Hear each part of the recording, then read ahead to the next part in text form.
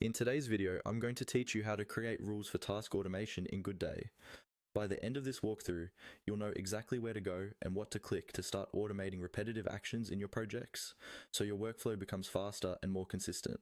Let's begin inside your GoodDay workspace, looking at a task you want to automate. First, move your cursor to the task name. You'll see a small icon with 3 dots right next to it. This is often called the More Options menu. Click on those 3 dots. This menu is where GoodDay keeps additional controls that don't fit in the main interface, and it's the starting point for accessing more advanced features like automation. Once the menu opens, look for the option labeled Settings, and click on it.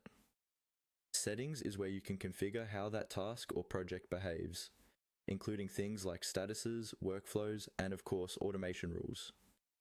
Think of it as the control center for customization. Inside Settings, you'll see several tabs or sections. Find the one called Workflow and select it.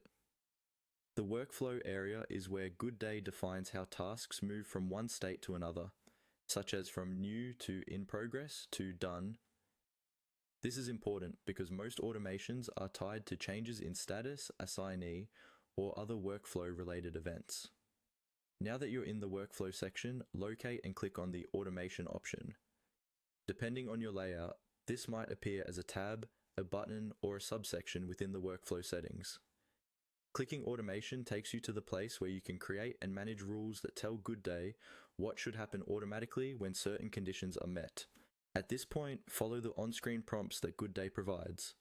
The platform will typically guide you through choosing a trigger, such as a status change, a task being created, or a field being updated. Then you'll choose the action you want to happen automatically, like assigning the task to a specific person, updating a field, changing the priority, or moving it to another stage in the workflow. As you go through these prompts, read each option carefully and think about the real process you're trying to streamline.